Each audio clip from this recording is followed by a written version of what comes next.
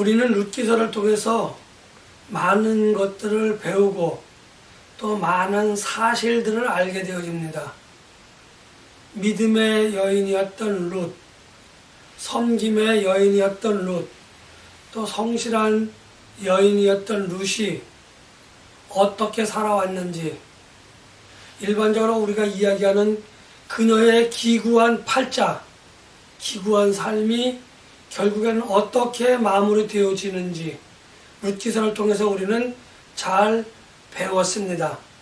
결론부터 말씀을 드리자면은 힘들고 어려운 삶을 사는 여인 룻은 힘들고 어려운 가운데에서도 불평을 하거나 불만을 품지 않고 자기의 삶에 성실히, 그리고 또 지극히 시어머니였던 나오미를 섬겼던 사실, 그리고 그로 인해 하나님으로부터 기업을 물을 자를 소개받았고 하나님으로부터 그를 통해서 그녀의 삶이 축복받은 삶이었다고 하는 것을 우리는 룻기서를 통해서 잘 알게 되어졌습니다.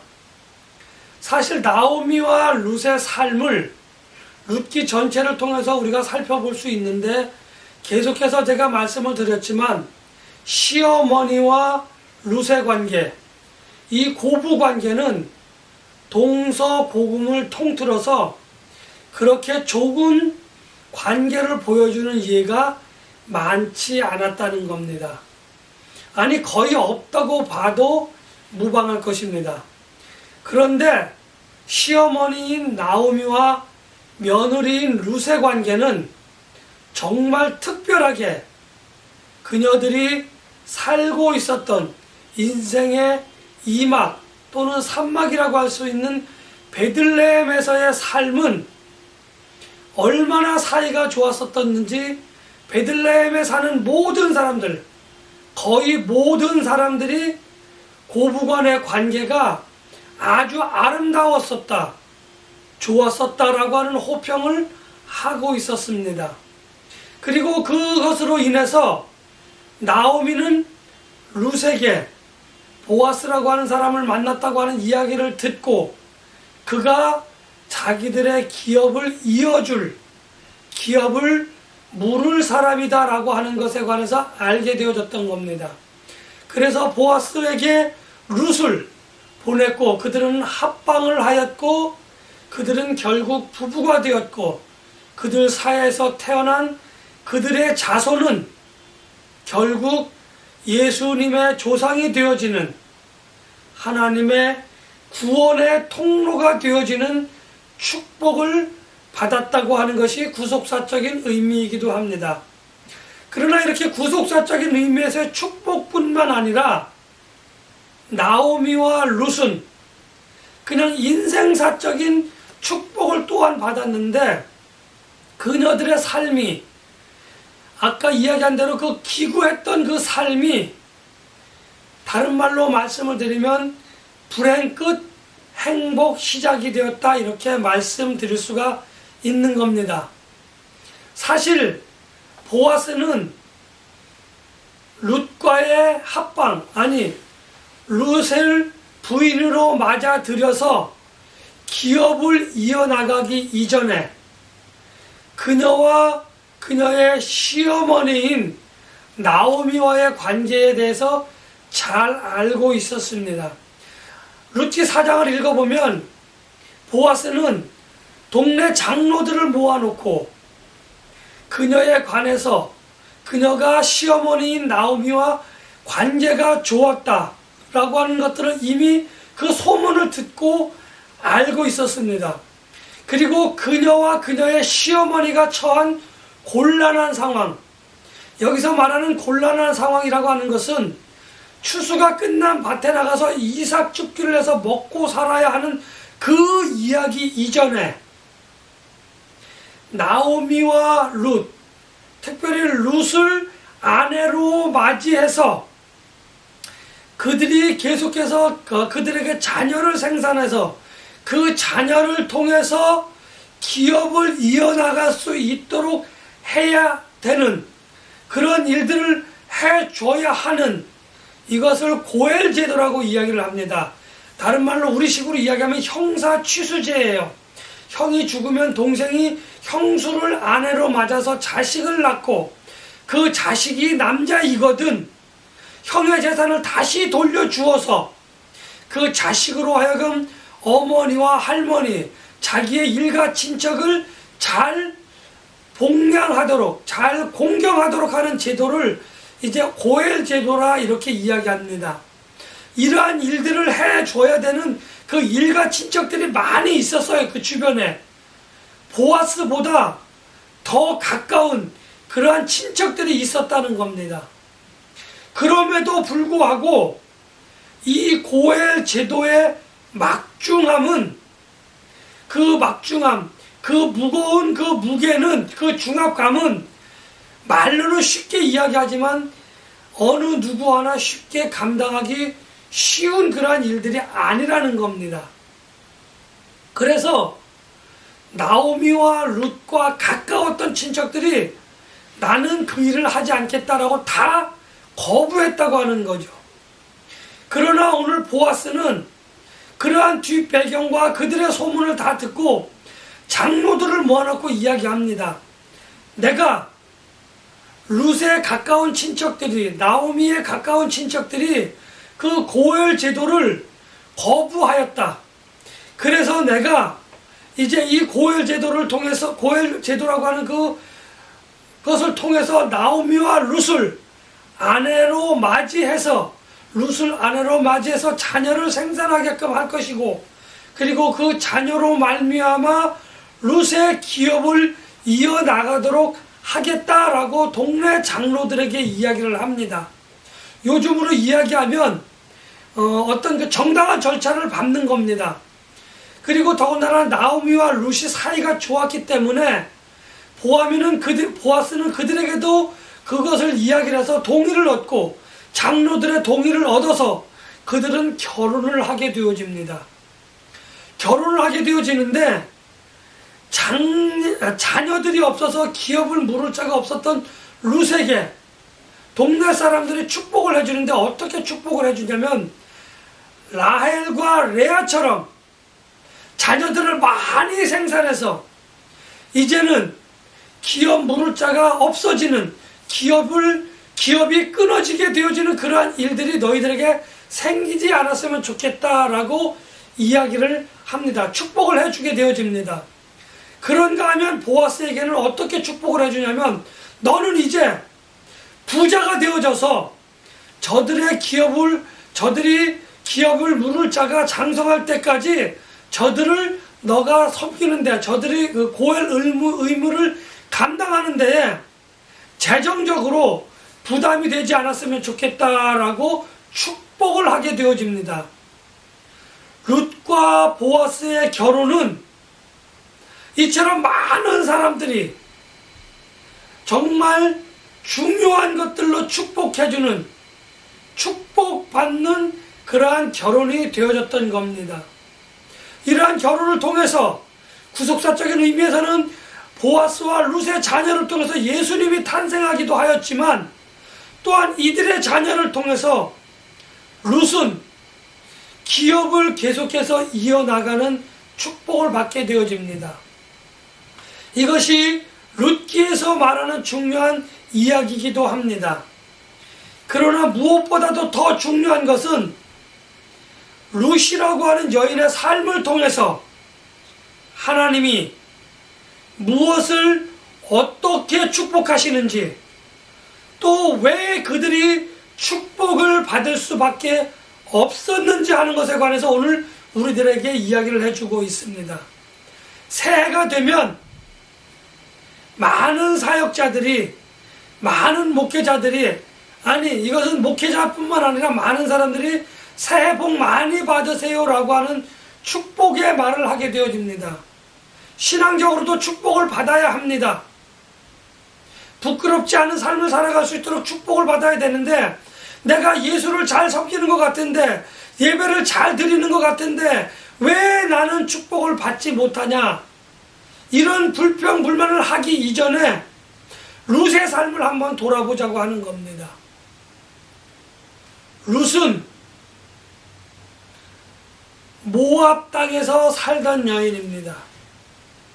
그녀는 결혼한 지 얼마 되지 않아서 자녀도 생산하지 못한 상태에서 남편과 사별하게 됩니다. 그리고 거기서 힘들고 어렵게 살았습니다. 참 기구한 운명이라고 이야기할 수 있죠. 그런데 그녀는 모압 땅에서 시어머니 나오미가 너는 고향으로 돌아가서 재혼해서 다시 잘 살아라 라고 권면하고 보내주려고 허락했음에도 불구하고 시어머니인 나오미를 따라서 베들레헴으로 돌아왔다고 하는 겁니다. 약속의 땅, 하나님이 허락하신 약속의 땅으로 돌아왔다고 하는 거예요. 그런데 돌아왔으면 잘 돼야 돼요. 우리가 신앙생활을 하면 잘 돼야 돼요. 그런데 거기서 룻의 삶은 그렇게 잘 된 삶이 아니었다고 하는 거예요.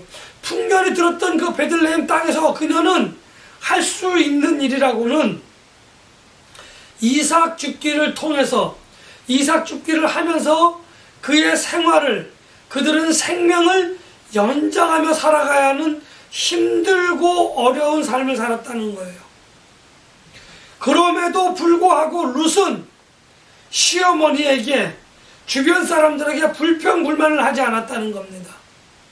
열심히 이삭 줍기를 했고요.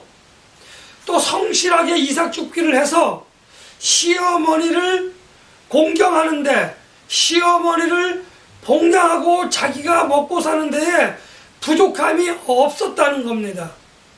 뿐만 아니라 주변 사람들에게 아, 내가 모압 땅에서는 그래도 좀 잘 살았는데 여기 와서 이렇게 고생을 하네, 이렇게 불평하거나 불만을 토로하지 않았다는 거예요. 하나님은 불꽃 같은 눈동자로 그것을 지켜보고 계셨고, 하나님께서는 보아스라고 하는 사람을 만나게 해 주셨다는 거죠. 그리고 보아스는 그녀의 뒷조사를 해본 결과 그녀가 동네 사람들에게 나오미와 룻의 관계가 참 아름다운 모습이다라고 하는 소문을 들었던 거예요.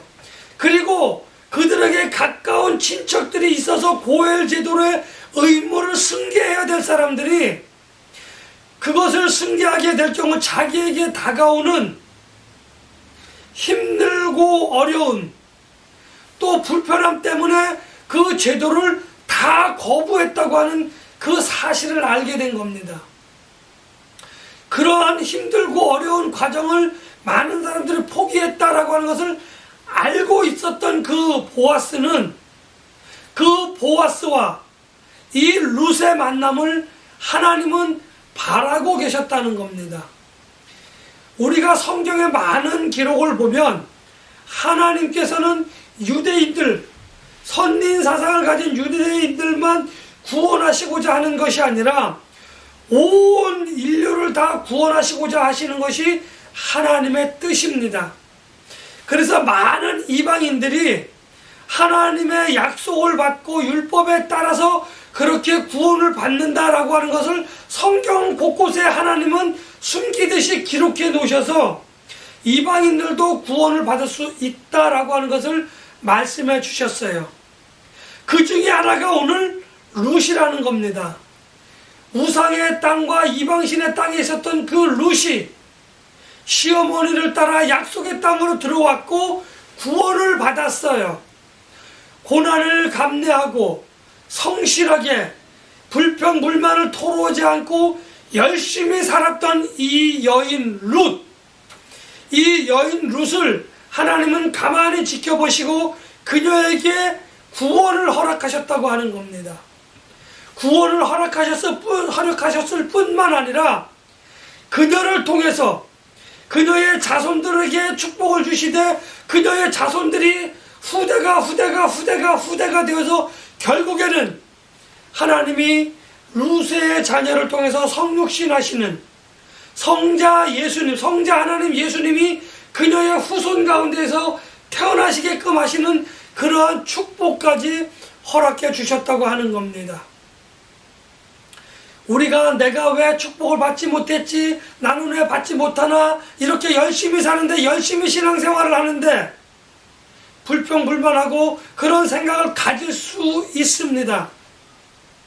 그러나 오늘날 룻과 같이 정말 내가 그것을 토로하지 않고 내 마음에 울분이 가득하고 내 마음에 불평불만이 가득하더라고 할지라도 신앙생활 안에서 하나님의 약속을 굳게 믿고 모압 땅에서 약속의 땅인 가나안으로 들어왔던 그 룻과 같이 오랜 시간 동안 성실하게 불평불만을 토로하지 않았다고 한다면 우리는 축복을 받을 수밖에 없습니다.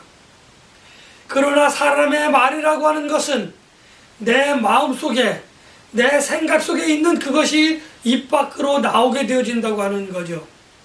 내가 했던 말 때문에 내가 했던 행동 하나 때문에 하나님으로부터 축복을 받지 못했다고 하는 사실은 우리가 인지하지 못하면서 누구 때문에 무엇 때문에 라고 하는 핑계를 댐으로 인해서 우리는 하나님의 축복을 받을 수 있는 자격을 그 시간이 자꾸만 뒤로 늦춰진다고 하는 겁니다. 내가 입술로 내지 않고 내가 그것을 행동으로 표출하지 않고 하나님의 약속을 믿고 하나님이 나를 축복해 주실 거야, 나는 하나님의 축복을 받은 사람이야 라고 하는 그 믿음의 확신을 가지고 조금 더 인내하였다고 한다면 모든 사람들은 축복을 이미 받고도 남음에 있었고 그것이 많은 사람들에게 보여지는 그러한 축복으로 변모가 되어졌을 것이다. 저는 오늘 룻기서를 마무리하면서 그렇게 봅니다. 이 룻기서가 또 우리에게 주는 중요한 사건 중에 하나가 이전까지는 룻이라고 하는 여인 이전까지의 구원받은 모든 백성들은 하나님의 율법대로 행함으로 인하여 구원을 받게 되어지는 겁니다. 그런데 오늘 룻을 보면은 신앙적으로 열심히 살지는 않았습니다. 그러나 하나님의 약속을 단단히 붙잡고 자기가 해야 할 일, 자기의 삶을 성실하게 감당하는 삶을 살았다라는 겁니다. 이 이야기가 의미하는 것은, 이 말이 의미하는 것은 이제 룻기 이후로부터는 하나님은 율법에 의한 구원이 아니라 하나님의 약속을 믿는 자들에게는 구원이 있다고 하는 그 무언의 하나님의 말씀, 하나님의 그 약속, 믿음으로 말미암아 구원을 받을 것이라고 하는 그 약속이 이 룻기서 안에 내재되어져 있는 겁니다. 구원의 패러다임이 바뀌었어요. 그것을 오늘 우리들에게 말씀해 주고 계시다고 하는 겁니다.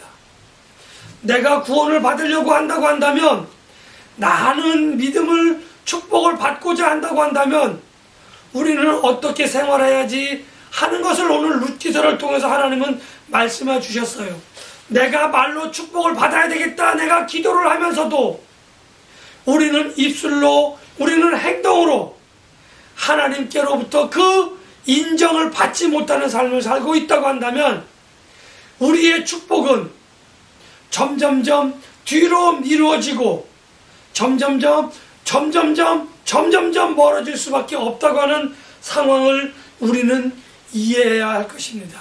그 상황을 하나님이 만드시는 것이 아니라 내가 만들고 있다고 하는 겁니다. 예, 우리가 살다 보면 불평이 생기고 불만을 토로할 수밖에 없는 상황들이 전개되어집니다. 그런데 그것이 내 입 밖으로 나옴으로 인해서 그 사람과 나와의 관계가 깨질 수 있습니다. 나의 잘못이 아니라고 할지라도 불편한 관계가 발생할 수 있습니다. 불편한 일들이 발생할 수 있습니다. 우리는 이것을 잘 기억하고 있어야 합니다. 또 룻을 통하여 하나님이 우리에게 말씀해 주시는 것은 이방인도 구원을 받는다라고 하는 것이 아니라 하나님께서는 그 이방인을 구원하시는 것에 그치지 않고 이 구원받은 이방인들로 말미암아 더 많은 사람들이 구원을 받을 수 있도록 이들을 구원의 도구로, 하나님의 구속사적인 입장에서 섭리의 도구로도 사용하실 수 있다고 하는 것을 우리는 깨달아야 합니다. 다시 말씀드립니다. 나만 목회자인 나를 통해서 누군가에게 구원을 하는 것, 구원을 선포하기 하시는 하나님이 아니라 오늘 처음 나온 신앙인이라 할지라도 하나님의 말씀을, 그가 하나님의 약속을 붙잡고 노력하고 힘쓰고 애쓴다고 한다면 그 사람으로 말미암아 하나님은 구원받는 사람의 수를 더할 수도 있다고 하는 겁니다. 예수님의 삶을 따라서, 예수님의 가르침을 따라서 사는 우리들을 크리스찬이다, 이렇게 세상에서는 이야기합니다. 크리스찬이라고 하는 말은 교회 다니는 사람들을 의미하는 것이 아닙니다. 크리스찬이라고 하는 말은 작은 예수, 또 다른 예수라고 하는 말입니다. 예수님은 산상수훈을 통하여 우리들에게 말씀해 주셨어요. 이렇게 너희들이 살아야 된다라고 말씀해 주셨습니다. 이렇게 가르쳐 주셨습니다. 그리고 예수님께서는 공생의 기간 동안 본인이 말씀하신 것을 행동을 통해서 직접 우리들에게 보여주셨어요. 그러므로 우리는 예수님에게 배우고 받고 듣고 본 바대로 행하여야만 크리스찬이라고 하는 칭호를 받을 수 있는 그러한 자격을 갖춘 사람이 되는 겁니다. 교회 다닌다고 해서 크리스찬이 아니라고 하는 거예요. 다른 말로 이야기하면 교회에 출석한다고 해서 구원을 받는 것이 아니라는 겁니다.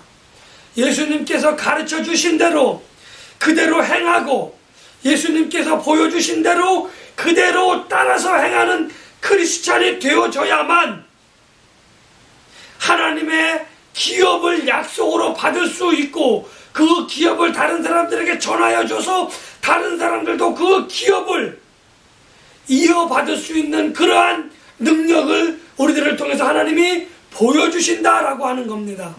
나는 왜 전도를 못할까요? 나는 왜 축복을 못 받을까요? 불평불만하지 마시고 내가 하나님의 약속을 하나님의 기업을 이어받을 수 있는 그 자격이 있는가? 나를 통해서 하나님이 그 약속을 세상 사람들에게 전하실 수 있겠는가 하는 것을 돌아보시고 오늘 이 시간 이후로부터는 내 생각에 불평이 있고 불만이 있을지라도 말로 행동으로 표현하지 마시고 그것을 묵묵히 감내하면서 하나님의 약속을 단단히 붙잡고 하나님의 약속을 기업으로 이어나갈 그 자격을 획득하고 나를 통해서 하나님이 그 기업을 더 멀리 더 많이 더 넓게 더 깊게 전하실 수 있는 도구로 사용되어 주시는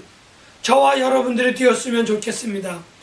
올 한 해 하나님의 약속을 기업으로 받아서 나가 그것을 충분히 누리고 다른 사람들에게도 하나님의 약속을 널리 전하여 하나님의 축복을 마음껏 받으시는 그러한 한 해가 되셨으면 좋겠습니다.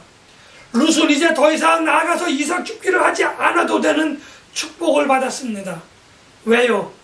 룻이 그 땅의 밭의 주인이 되었기 때문인 것입니다. 이러한 땅의 기름진 축복, 하늘의 신령한 축복을 받으시는 2025년 한 해가 되시기를 예수님의 이름으로 간절히 축복하며 기원합니다.